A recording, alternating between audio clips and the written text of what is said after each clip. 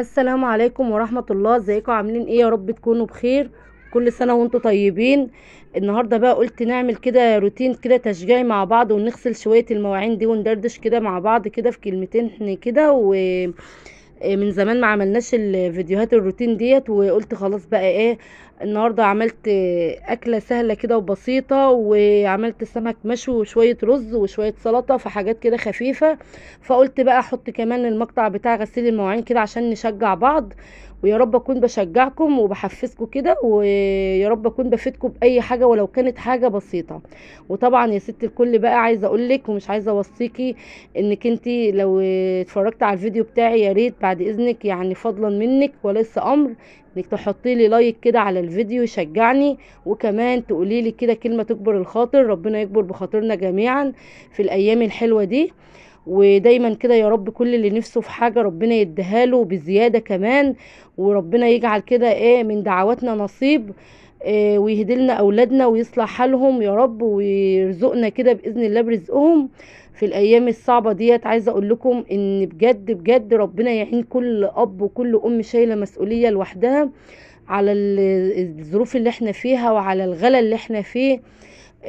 بجد هدوم العيد والكحك والبسكوت ومصاريف رمضان، الكلام ده كله طبعا مهما كنت انت ظروفك صعبة مش هتحرمي ولادك او مش هتحرم ولادك، يعني لازم غصب عنك او غصب عنك لازم هتقولي لا هجيب عشان الولاد ما يبصوش لحد، عشان لو حد جالنا، عشان لو احنا رحنا عند حد ولادي ما يبصوش لحد.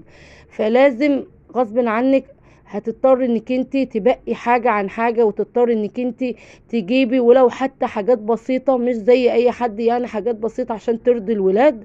فبجد ربنا يعيننا كده يا رب على اللي احنا فيه وعلى الغلا اللي احنا فيه.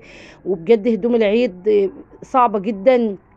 انا نزلت السوق والله يا جماعه اتصدمت، انا نزلت السوق ورجعت والله ما جبت اي حاجه خالص. انا كنت نازله علشان اشوف كده الدنيا واشوف الاسعار قبل ما انزل يعني وكده، وابقى عارفه الرينج بتاعي وعارفه اللي انا عايزه اجيبه وكده.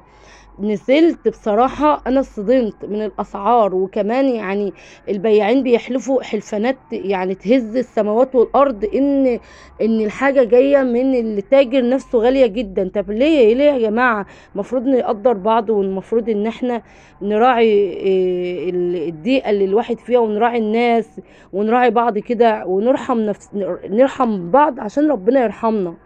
حقيقي بجد حاجة تحزن بجد، اللي معاه عيلين وثلاثة واربعة ربنا يكون في عونه ويديله القوة كده على اللي هو فيه. ما هو مش هينفع تجيبي العيل وعيل تاني، لأ ما تزعليش مني، لازم العيل هيبص لأخوه أو أخته.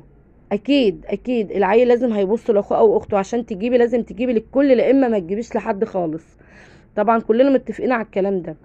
فبجد ربنا يعين كل اب وام على المسؤوليه الجامده دي وعلى الغلا وعلى اللي احنا فيه، ويرزقكم كده ان شاء الله يا رب برزقهم احنا وانتم يا رب، والمسلمين اجمعين. ويا رب كل اب وكل ام ما يتحرجوش قدام ولادهم، ولا يبقى عينهم مكسوره، ودايما كده يا رب جايبين لهم الحلو كله. اللهم امين.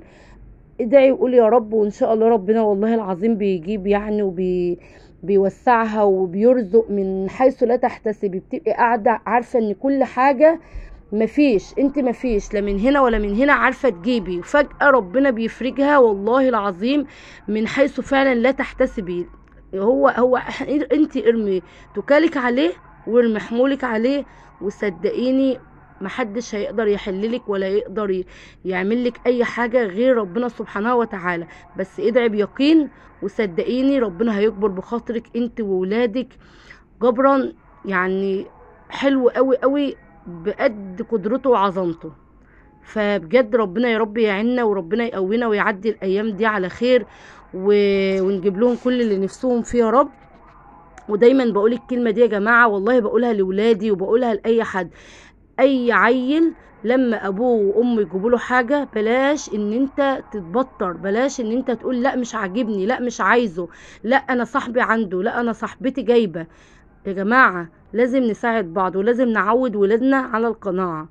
انا عارفه ان المتطلبات اللي حوالينا يعني مغريه جدا، وعارفه ان الولاد بيبصوا لبعض، وعارفه ان كل يعني ولادنا لما بيروحوا المدارس ولا الدروس ولا ده ولا ده، ولا بيتجمعوا مع ولاد اي حد، هم في الاول في الاخر ولاد يعني اطفال. فطبعا بيبصوا، لازم هيبصوا دي صاحبتي عندها كذا، دي جايبه كذا، انا عايزه زيها. يعني بلاش ان احنا نزرع الحته دي في ولادنا. دايما قولي لابنك او بنتك احمد ربنا انك انت جالك كذا، احمد ربنا غيرك ما جالوش، غيرك ما عندوش. فخلوا يعني دايما عندهم حتة القناعة انك انت احمد ربنا على اللي ربنا يقسم لك بيه ويجيبه لك، ممكن ما كانش يجي لك حاجة خالص. فبجد بجد لما نقول لولادنا الكلام ده هيكبروا على كده، واي حاجة هيفرحوا بيها. يعني دايما العيل الراضي ده، ودايما البنت الراضية دي وعندها قناعة كده وبتحمد ربنا من اقل حاجة، والله العظيم بيبقى رزقها واسع جدا فعلا فعلا. ودايما العيل البطران اللي بيتبطر على الحاجة بيبقى بصراحة قرفة الحاجة بتاعته مش حلوة، وكمان بيبقى يعني ما بيبقاش راضي، مهما تجيبيله ومهما تعمليله مش راضي، هو ما عندوش قناعة. فانت دايما ربي ولادك وعودوهم من الصغر، لان زي ما احنا عارفين التعليم في الصغر كان نقش على الحجر. يعني انت ابني وان شاء الله هتلاقي في الاخر ابني اساس سليم واساس متين، وصدقيني هتلاقي في الاخر. ربنا يهديهم يا رب. في ولاد طبعا بيبقى صعبين شوية، فربنا يا رب كده يلين قلوبهم كده ويهديهم من عند، اللهم امين، بحق هذا الايام المفترجه. عايزه اقول لكم بقى نرجع بقى للفيديو بتاعنا، معلش طولت عليكم في الموضوع ده شويه. انا هنا بقى خلصت الروتين بتاعي، خلصت شويه المواعين ودخلت طبعا على البوتاجاز. زي ما انتم عارفين البوتاجاز عندي اساسي. غسلت الطماطم بقى وحطيتها في العلبة بتاعت التلاجة، وما شاء الله ده كان شكل بقى المطبخ بعد ما خليته زي الفل. يلا بينا ندخل على الفطار بتاعنا، والمطبخ نضيف والبوتاجاز نضيف. في ناس بتقعد تقول لي طب انت بتنضفي البوتاجاز وترجعي تاني تشتغل عليه، طب ما هيتوسخ. يا جماعة انا ما اعرفش اقف اطبخ على البوتاجاز غير والبوتاجاز بيلمع. حتى لو انا طبخت وعليه شوية طرطشة من الطبيخ، انا بلمعهم بكل سهولة، بيتلمع معايا بكل سهولة. انما اعرف ان انا اقف على البوتاجاز ده ساعات بيحصل نادرا جدا، لما اكون خلاص مستعجله وما عادش معايا وقت ان انا اقف اغسله الاول.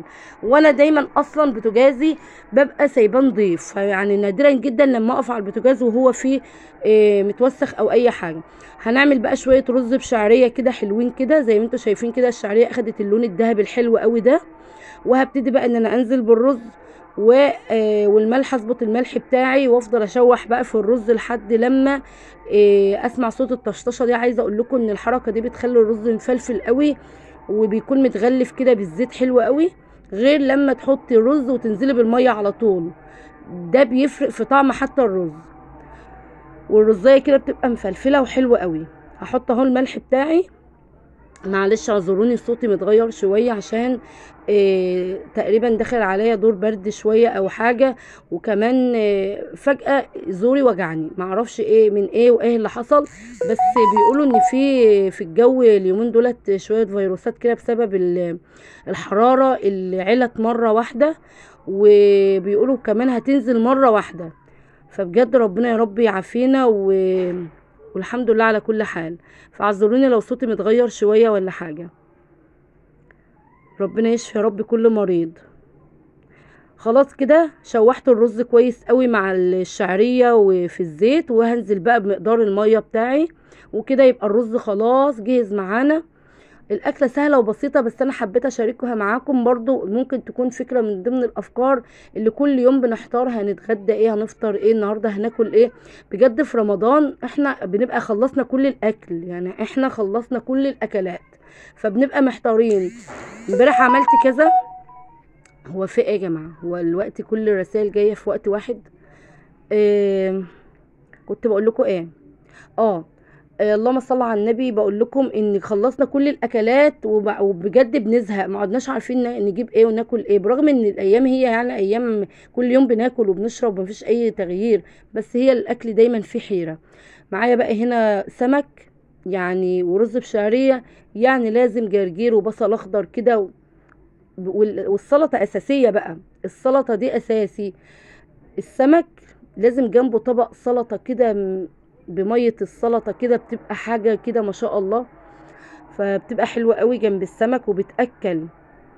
معايا بقى هنا بصراحة ما كانش عندي ولا جزر ولا خيار ولا كلام من ده، انا قلت هعمل باللي موجود عندي. انا بالنسبة لي اصلا السلطة طماطم وبصل وخضرة، ده الاساسي بتاع السلطة بالنسبة لي. طماطم وجزر، طماطم وبصل وخضرة، بالذات السلطة بتاعت السمك. ف...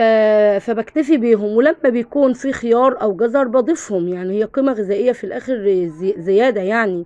انما لو ما فيش عندك، لا تقدري تعملي طبق سلطة حلو قوي وطعمه خطير كمان، زي اللي احنا عملناه النهاردة ده. خرط كده بصلتين، البصلايه دي صغيرة، ما تقوليش ده كل ده بصل يا امل، لا البصلايه دي صغيرة. عملت كده بصلتين. وهحط شويه من الخضره المتفرزه. خضره يا امل متفرزه على السلطه ازاي؟ ايوه يا جماعه والله بحطها، بتبقى طعمها حلو قوي ومفيش فيها اي مشكله على فكره. لان باخدها من الفريزر يعني متجمده، وبنزل على طول زي ما انتم شايفين كده، ما بسيبهاش تفك. زي ما انتم شايفين كده ما شاء الله خضره وجميله. وبقلبها في السلطه، وبحط عليها التوابل والخل والليمون، بتديني كمان بقى شويه ميه سلطه، بتبقى خطيره. انا بحطش على السلطه غير شويه شطه وشويه ملح وشويه خل وليمون، لو موجود الليمون بحط ليمون، بس اكتر من كده مفيش. تاكلي بقى احلى شويه سلطه في الدنيا، بالذات لما يكونوا فيهم حراره شويه كده وحرقين شويه زي اللي انا عملتها دي. اهو بسم الله ما شاء الله كده السلطه خلصت معانا. يلا نغرفها علشان نشوف، نكمل الفيديو بتاعنا ونشوف هنعمل ايه تاني. اهو بسم الله ما شاء الله، شايفين شويه الميه دولت احلى حاجه في السلطه كلها.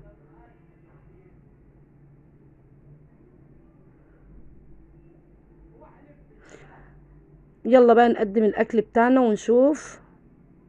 ما شاء الله، ده بقى الخضره بالبصل والسلطه. وده شكل الاكل بتاعي بعد ما غرفته. كان هنا المغرب بتأذن وعملت لهم عصير برتقان وغرفت الرز، وده كان الاكل بتاعنا. يا رب ان شاء الله باذن الله يكون عجبكم، وفكره تكون برضو حلوه بالنسبه لكم. ولو اول مره تدخلي قناتي، يا ريت ما تنسينيش باشتراك في القناه وتفعلي زر الجرس عشان يوصلك مني كل جديد. ومش هوصيكي على اللايك والكومنت الحلو من ايديكي. ولو لسه ما اشتركتيش يا ست الكل، يا ريت تشتركي وتنضمي معانا. والسلام عليكم ورحمه الله وبركاته.